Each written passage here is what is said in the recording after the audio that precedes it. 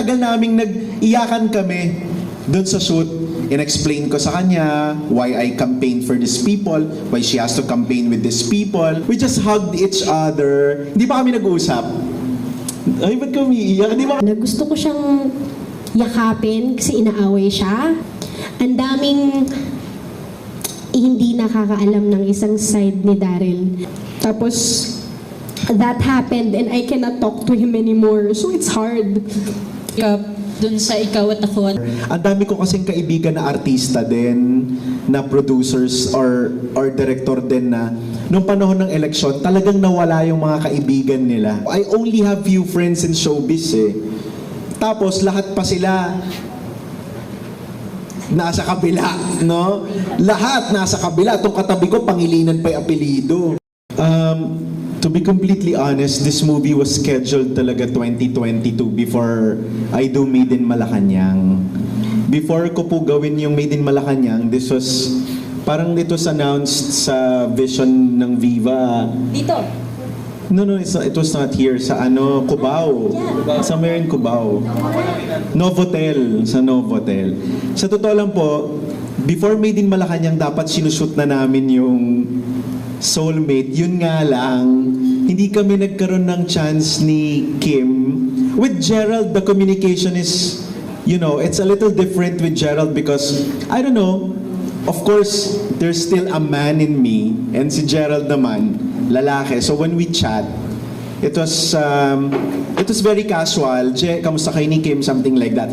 But I can't remember what happened during the election. Medyo nagka-gap kami ni Kim eh, no? Parang medyo, because she was supporting the color of your table, I was supporting the color of the carpet. So, bawal daw bagitin eh. So hanggang ganun lang, color lang tayo. So ngayon, so ako naman, sabi ko, paano ko kaya sila kakausapin? So it was a Del Rosario issue. It was an issue for the bosses way back 2022 kung paano kami mag-work together nang hindi kami nag-uusap pa. No? Because a lot of Kim's friends are not my friends. It's like that. So, hindi ko alam paano kami mag-uusap nun eh. So, yung project na Soulmate, 2022 pa sana siya, na-move hanggang sa, it was the birthday of Boss Vic. Birthday ni Boss Vic, it was November ba yan? Birthday ni Boss? Okay. Doon kami nagkita-kita, tapos parang all of a sudden, sabi ko lang sa akin ni Boss, pumunta ka na to break the ice para hindi na kayo awkward ni Kim. Nung pumunta ako, siraulo talaga ako, nakapink akong pumunta sa birthday ni Boss Vic. Naalala mo ba yun? Oo. Sa Greyhound. Doon kami nagkita for the first time after the elections. Parang 2021 yun eh. Nakat yung relationship namin. Nanood kami ng Spider-Man. Nanonood kami ng pelikula eh. We're really tropa. Nanood kami ng Spider-Man sa podium. After nun, nagpahapyaw lang ako. Sinabi ko lang sa kanila, Kim, Je, parang hindi nyo magugustuhan yung susunod kong mga gagawin. Tapos sila, bakit? Ganyan, ang saya-saya pa nila. Tapos, cut to, nandoon na kami sa campaign period, hindi na kami nagkaroon ng chance na makapag-usap. So, hinintay talaga ng Viva na ma-break yung ice. It just so happened na 2024 na kami naging okay with the schedules and all. Pero I never recalled na meron akong sama ng loob kay Kim. Wala akong gano'n, ewan ko lang sa kanya. Pero ako, wala akong anything. So, the project was meant to be done 2022. But up until now naman, meron pa ding K-wave eh. Meron pa rin namang sobrang hilig sa K-drama, sa ganyan. So, I really think it's time to show the Filipino viewers kung ano yung nagugustuhan nila sa K-drama. I'll just beg the indulgence na, kasi mag-ask pa ako yung, so when you reunited on the set, everything was ironed out na. Doon naman sa couple. Parang hindi masyado, no? Ang hirap. Sa totoo lang, alam ng prod yun, nung nagkita kami for look test, before kami magkita, nagchat-chat na kami. Kasi ang huling chat namin was about Lenny and Bongbong eh. So, ay sorry. So ang huli naming chat was about politics. And Kim was saying, parang, no, Kim was asking me, they really have to do this, they really have to say this. You know, I have friends, friend kita, I can't. She's really a friend, no? Magiiyakan ba tayo? Basta ako, kaibigan ko talaga sila. So, yun yung huli naming chat. Daryl, nasaktan mo yung kaibigan ko. Daryl, kailangan mo ba talagang gawin to? So tinitignan ko yung paano ko mag-hello. Kasi hindi ako nagre-reply sa ganun niya eh. Please. Ganon. So ako alang, hello, magsishoot na tayo. So hindi ko alam paano. So anong nangyari, nagchat-chat lang ako kay Je. Sabi ko, okay ba kayo? Can I call? Ganyan. So usap. Nung nagkita na kami sa look test, we just hugged each other. Hindi pa kami nag-uusap. Ay, ba't kami iiyak? Hindi pa kami nag-uusap. Nag-uusap na lang kami, parang konting Korea, pero nakapag-usap talaga kami nung nasa Pilipinas na. Kasi, ma'am, it was very different. It was very different for me, but it's very hard for them. Me, I don't mind being, bashed. If people hate me, I really don't give, So sila ganun eh, because they are really good people. So they get affected most of the time. So ako, hindi talaga. So hindi ko alam kung paano ko sila kakausapin. Hanggang ang dami namin na pag-usapan na issue. Sa totoo lang dahil sa pag-uusap namin, si Ate Ken, si Ate Isay, naging wardrobe na. Sila na yung nagpapalit ng mga artista. Kasi ang tagal naming nag-iyakan kami doon sa shoot. In-explain ko sa kanya why I campaigned for these people, why she has to campaign with these people. It was very heartwarming because you get to understand your friend. Sa akin, hindi mahirap. But doon sa kwento ni Kim, kita ko talaga yung hirap niya having to be a Daryl Yap's friend in the midst of showbiz people who are actually very known to be the color of our table. So, ang sabi ko, okay, sige, pakinggan muna kita. Hanggang sa inopen up ni Kim yung hirap. So, I guess she's the rightful one to, to tell the story. But for me, I don't remember myself feeling anything bad for them. Specifically because I know na mas sila yung makaka-receive ng hindi magaganda. Kasi kilala ko yung mga nakasamaan ko ng loob sa showbiz, friends nila eh. So I'm sure, sinasabi, Kim, Je, ba't naman ganyan si Daryl? So, sila yon. So, eto Kim. Ito na. Ang sa totoo lang po, ito po ang kinakaba ko. Kasi alam ko kailangan ko siyang harapin. Paano ba? Okay, medyo kinakalma ko lang po yung sarili ko because it was very hard during that time because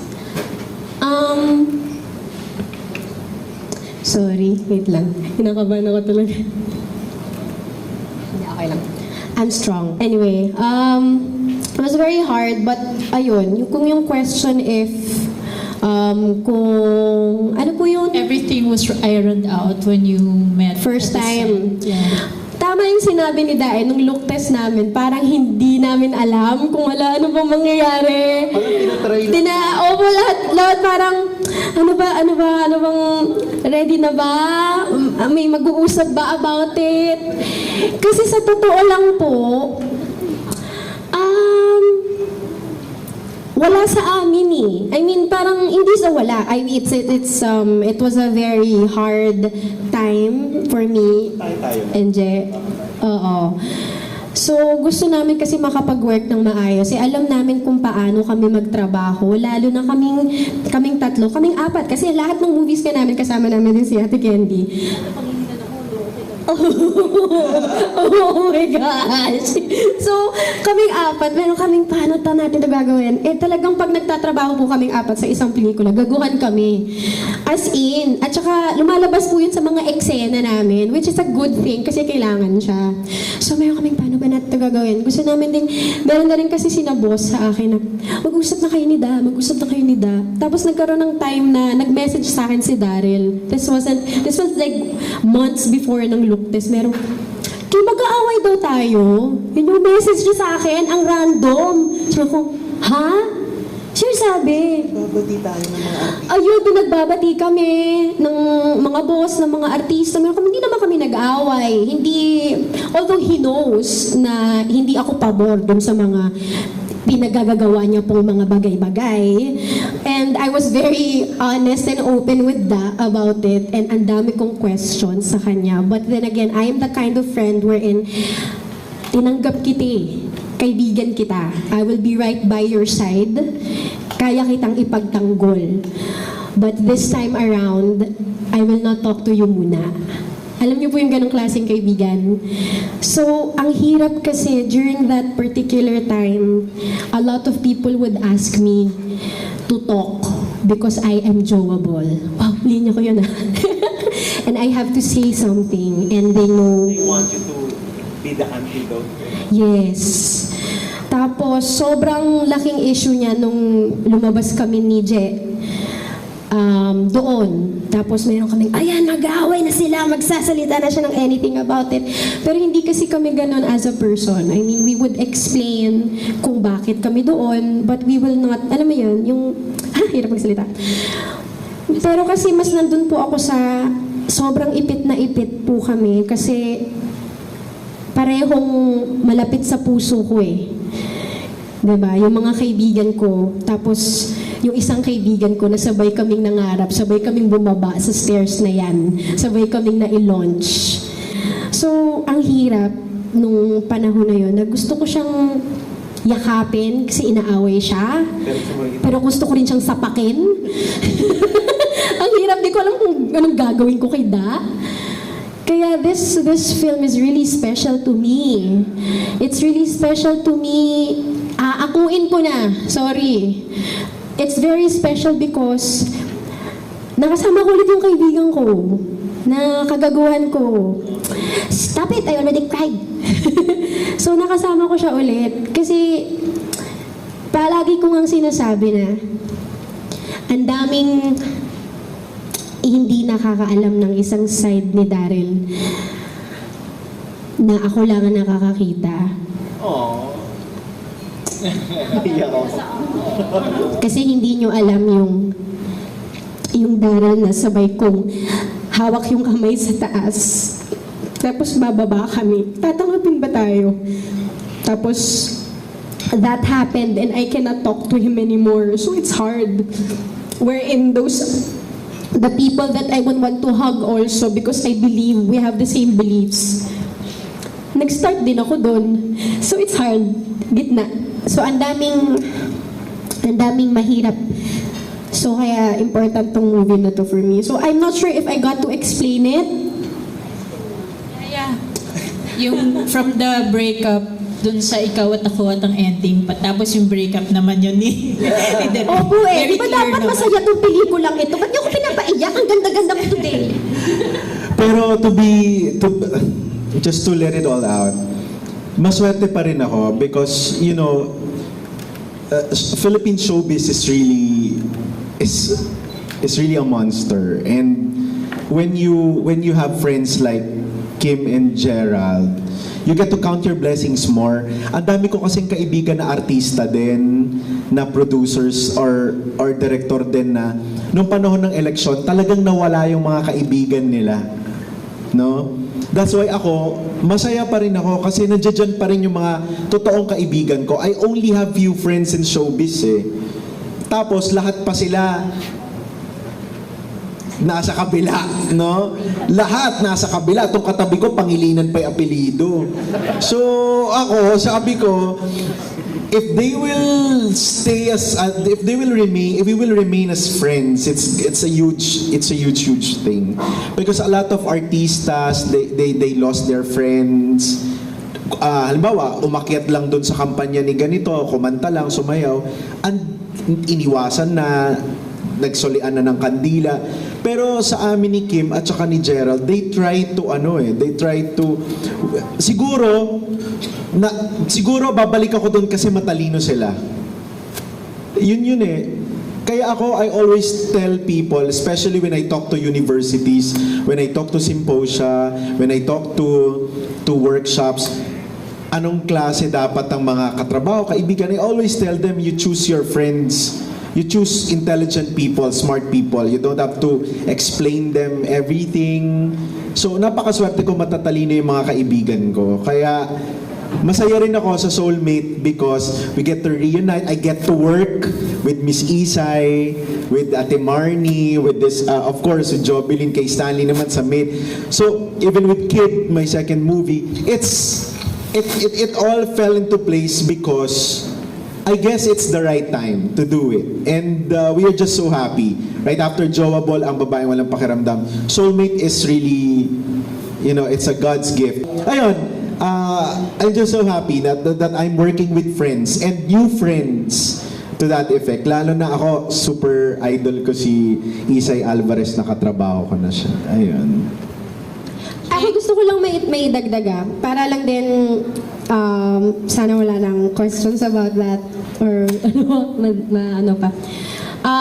For sure meron po sa inyong nag-iisip or may kumusta yung friends ko that I'm working with Daryl again. Okay sila. They're actually excited for the film. They know about this film. Sinishare nila, hina-heart nila. They're proud of it. Yeah. Oo.